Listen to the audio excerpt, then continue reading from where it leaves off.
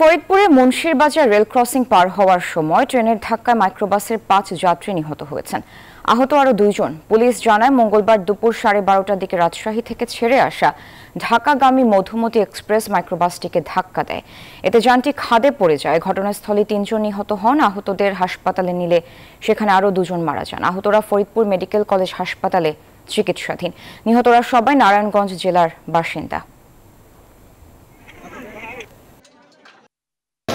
আর ট্রেনটা মানে আগের থেকে হরেন দিয়েছিল কি না বলতে পারি না।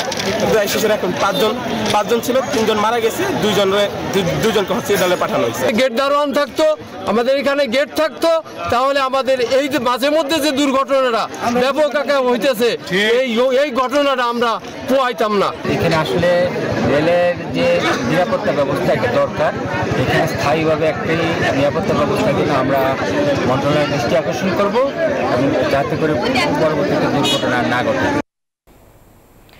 দর্শক, বিস্তারিত জানাতে দুর্ঘটনাস্থল থেকে সরাসরি যুক্ত হচ্ছেন সহকর্মী খায়রুজ্জামান সোহাগ। সোহাগ, এই দুর্ঘটনার পেছনে কারণ কি? কারো দায়িত্বে অবহেলা রয়েছে কিনা, পাশাপাশি নিহতদের মরদেহ হস্তান্তর করা হয়েছে কিনা, এখনো আহতদের কি অবস্থা সেটি একটু জানাবেন।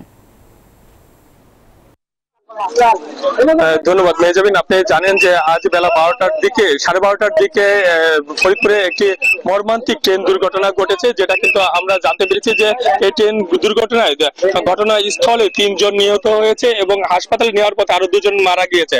তবে আপনি যেটি বলছিলেন যে দায়িত্বের অবহেলা কিনা, সেটা কিন্তু আমরা বহু আগে থেকেই আমরা এই বিষয়ে কিন্তু নিউজ করেছি যে এই মুন্সিবাজার এলাকাতে কিন্তু একটি সড়ক বিভাগের একটি গুরুত্বপূর্ণ রাস্তা।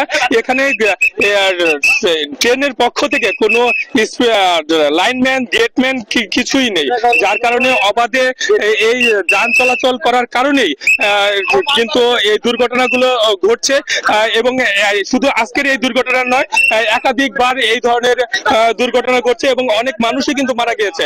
তবে যারা মারা গিয়েছে তাদের বিষয়ে কোনো এখন পর্যন্ত পরিচয় যেটি জানতে পেরেছি আমরা, তারা নারায়ণগঞ্জের বাসিন্দা, তারা এখানে তার আত্মীয়র বাড়িতে কিন্তু বেড়াতে আসছিলেন, এমনটা কিন্তু আমরা জানাচ্ছি।